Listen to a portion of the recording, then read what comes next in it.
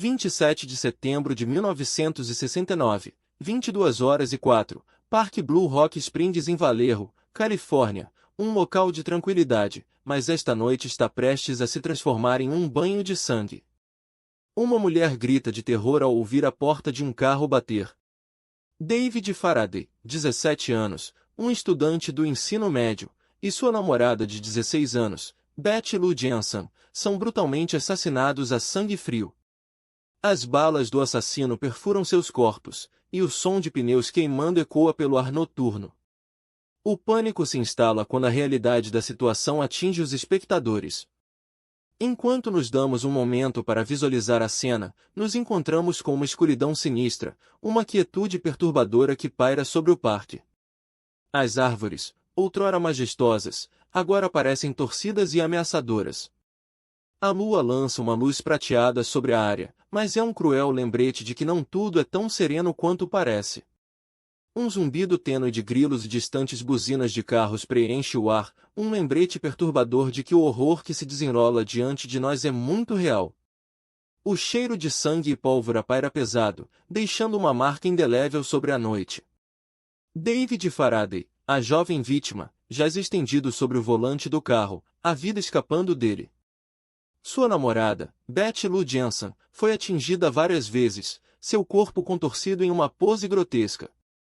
Seus olhos, outrora brilhantes com esperança, agora olham vazios para a noite, um lembrete assustador da brutalidade que tirou sua vida. A arma de escolha do assassino, um revólver calibre .32, jaz próxima, um testemunho gelado da depravação dos atos que ocorreram. Nesse momento, a morte paira grande, lançando uma sombra escura sobre as vítimas. Testemunhas que afirmam ter visto o ataque relatam um único indivíduo fugindo do local em um carro vermelho, seus pneus queimando enquanto ele se afasta à noite. O pânico se instala quando as famílias e amigos das vítimas correm para o local, exigindo respostas sobre o que aconteceu. Um coro de vozes frenéticas ecoa pelo ar noturno, um grito desesperado por ajuda que envia calafrios nas costas de quem o ouve. Sirenes soam à distância, uma promessa tênue de esperança de que o assassino será capturado. Quando os primeiros respondentes chegam, são recebidos com uma cena grotesca que os perseguirá pelo resto de suas vidas. Antes de prosseguirmos, clique no botão de inscrição e na campainha, publicamos novos casos todos os dias, e certifique-se de se juntar à nossa comunidade onde você pode discutir seus casos favoritos com outros entusiastas de crimes reais. Vou levá-lo de volta ao início desta história, onde uma série de cartas estranhas e códigos nos levará a uma trilha de mistério e terror. Isso começa no verão de 1966, quando um indivíduo misterioso conhecido como o assassino do Zodíaco começa a provocar os policiais com mensagens criptográficas. Durante os próximos anos, o modus operandi do assassino mudará, mas uma coisa permanece constante: o terror que inspira em quem ousa tentar capturá-lo. À medida que nos adentramos no mundo do assassino do Zodíaco, vamos explorar a mente torturada de um assassino em série que deixará um rastro de morte e caos em seu rastro. Vamos examinar as provas coletadas e tentar juntar as peças do quebra-cabeça de como esse assassino conseguiu escapar da captura por tanto tempo. Das ruas de Vallejo às ruas de São Francisco, vamos levá-lo em uma jornada pela sombra escura da Califórnia do Norte, onde o assassino do Zodíaco deixará um impacto duradouro nas comunidades que terroriza. Sou seu anfitrião, bem-vindos a Crônicas de Crime Verdadeiro. Hoje, embarcamos em uma jornada nas profundezas mais sombrias da psique humana, um caso que tem deixado os investigadores perplexos por décadas, um mistério que ainda nos assombra até hoje. A figura central nessa história de terror é Richard Allen Garret. Não é Richard Garret, mas sim o que o assassino afirmaria mais tarde. A figura central real é pensada ser Arthur Leigh Allen, um homem de 35 anos, residente em Vallejo, Califórnia.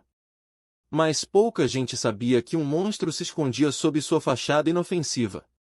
Arthur Allen vivia uma vida aparentemente ordinária, trabalhando como gravador de fotos em uma loja local, casado com uma mulher chamada Betty, e 2 filhos à sua volta, mas sob a superfície havia uma complexa teia de segredos e mentiras.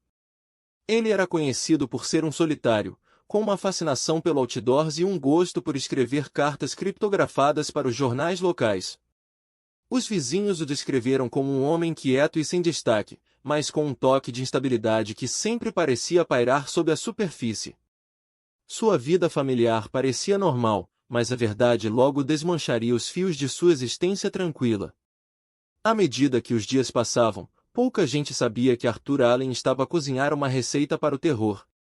Apesar de sua vida aparentemente sem destaque, havia aspectos de Arthur Allen que o tornavam agradável, relativo e até mesmo simpático para aqueles ao seu redor.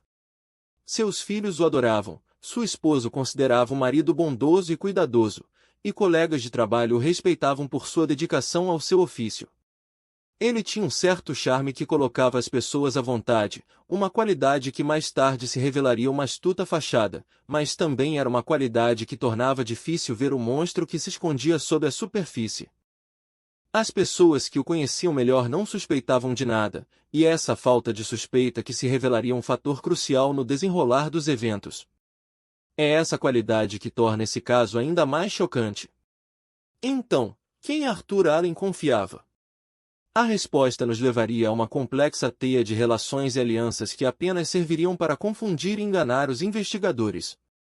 No coração dessa teia enredada estava uma figura misteriosa conhecida apenas como o assassino do Zodíaco, que enviaria cartas criptografadas e códigos para a polícia e jornais locais, zombando de sua inteligência. Os meses que antecederam os incidentes provaram ser um tempo de grande mudança, um tempo em que a vida de Arthur Allen estava prestes a tomar uma virada dramática. Pouca gente sabia que os fios do destino estavam prestes a se entrelaçar em uma dança mortal, e o mundo logo seria mergulhado em um turbilhão de terror. Em 20 de dezembro de 1968, por volta das 22h45, uma noite fria de inverno envolveu o bairro tranquilo de Vallejo, Califórnia. Os céus estavam de um tom profundo de índigo, com uma lua crescente fraca fornecendo pouca luz. Uma leve chuva caiu nas ruas, tornando-as escorregadias e perigosas para caminhar. Os moradores da 1221 Lake Herman Road estavam dentro de casa, sem saber do horror que estava prestes a se desenrolar. O assassino estava escondido, esperando pelo momento perfeito para atacar. À medida que o sol se punha e a escuridão crescia, um estudante de 16 anos da escola secundária, David Faraday, e sua namorada de 17 anos, Betty Lou Jensen, estavam caminhando para a casa de uma festa de baile da escola. Eles haviam assistido à festa juntos e estavam ansiosos para passar o resto da noite juntos. O jovem casal tinha uma noite romântica e sem preocupações à frente deles. Desconhecidos deles, sua noite estava prestes a tomar um rumo mortal. Uma figura estava os observando das sombras, seguindo cada movimento deles. Por volta das 22h45, David e Betty Lou estavam estacionados em um local isolado perto da Lake Herman Road, desfrutando da tranquilidade e da companhia um do outro. O assassino, que mais tarde se tornaria conhecido como o assassino do Zodíaco, apareceu do nada e disparou indiscriminadamente contra o casal. O som dos tiros ecoou pela noite, enviando um calafrio pelas costas dos moradores próximos. David Faraday foi morto instantaneamente, enquanto Betty Lou Jensen foi gravemente ferida e jazia morrendo. O assassino então se aproximou da menina ferida e disparou vários tiros na cabeça dela, matando-a instantaneamente. O detalhe mais chocante deste crime é a natureza audaciosa e calculada do ataque. O assassino havia escolhido um local isolado, atirou nos jovens a queima-roupa e, em seguida, levou tempo para atirar na menina ferida na cabeça. Este nível de brutalidade e falta de remorso se tornou um marco do modus operandi do assassino do Zodíaco. A cena do crime foi uma exibição horrorosa de violência e desrespeito pela vida humana. O fato de o assassino ter levado tempo para atirar na menina ferida na cabeça é um testemunho de sua natureza depravada e sadista. Este detalhe iria perseguir os moradores de Vallejo e deixar uma impressão duradoura na comunidade. Vamos nos dar um momento para processar o que acabou de acontecer. A polícia foi chamada para o local logo após os tiros terem sido disparados, e uma busca desesperada por pistas começou. O assassino do Zodíaco havia deixado para trás nenhuma evidência, nenhum testemunho e nenhuma motivação. O que ficou foi os corpos de dois jovens, brutalmente assassinados em sangue frio. À medida que a investigação se desenrola, a pergunta que todos têm em mente é: quem poderia estar por trás de um crime tão hediondo? Os moradores de Valerro estão deixados abalados e confusos, se perguntando se o assassino ainda está lá fora, observando e esperando. Comente abaixo: o que você acha que realmente aconteceu aqui? O assassino tinha uma conexão pessoal com as vítimas, ou foi um ato de violência aleatório? O assassino do Zodíaco era alguém conhecido das vítimas, ou era um estranho completo? Teorias e especulações são bem-vindas, mas uma coisa é certa: o assassino do Zodíaco não hesitará em fazer o que for necessário para realizar seus desejos distorcidos. À medida que a polícia começa a investigar, a escala completa do crime se torna clara. Dois jovens, com suas vidas inteiras à frente deles, foram brutalmente assassinados por um assassino calculista e cruel. Os moradores de Valerro estão deixados reagindo à notícia, e a polícia está em alerta máximo, procurando por qualquer pista que possa levá-los mais perto de capturar o assassino do Zodíaco. Mas à medida que a investigação se desenrola, uma mensagem criptográfica misteriosa é enviada para a polícia, dando pistas sobre a identidade e as motivações do assassino. E é aí que as coisas ficam realmente interessantes. Quando o assassino do Zodíaco começou a atacar em 1968, a polícia foi pega de surpresa pela audácia e pela natureza aparentemente aleatória dos ataques. O primeiro assassinato relatado foi o de David Faraday, um estudante do ensino médio, em 20 de dezembro de 1968. Inicialmente, os investigadores pensaram que poderia ser um assalto mal-sucedido ou um crime de paixão, mas à medida que mais corpos apareceram, ficou claro que estavam lidando com um assassino calculista. A polícia ficou confusa com a falta de evidências e as vítimas aparentemente não relacionadas, todas brancas, de classe média e entre 16 e 26 anos. À medida que a investigação começou, a polícia foi encarregada de reunir os eventos que levaram a cada assassinato. A peça-chave de evidência que mudou tudo foi a chegada de cartas criptográficas e códigos do assassino mesmo.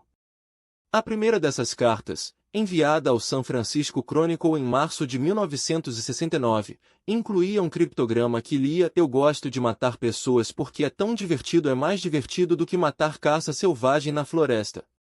Essa carta se tornou um marco do estilo de comunicação do assassino e desencadeou uma obsessão nacional para quebrar o código.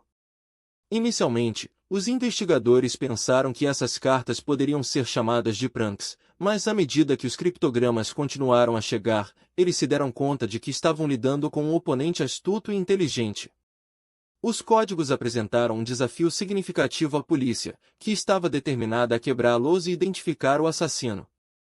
No final, os códigos permaneceram sem solução, mesmo com a ajuda de top cryptanalysis.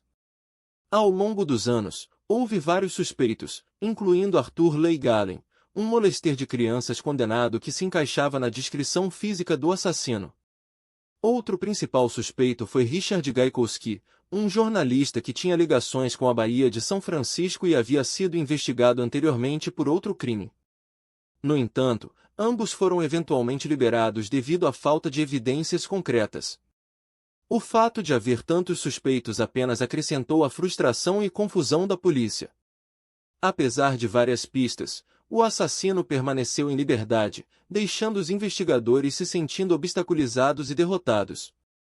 Um dos red herrings mais infames no caso do Zodíaco foi a pista envolvendo um homem chamado Arthur Rodrigues, um motorista de táxi local que afirmou ter sido amigo do assassino. As dicas e confissões de Rodrigues levaram os detetives para uma trilha de morte e desvios, desperdiçando meses de tempo de investigação valioso.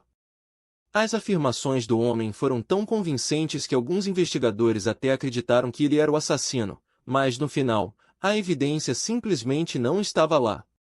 A comunidade ficou se sentindo frustrada e impotente enquanto a investigação arrastava.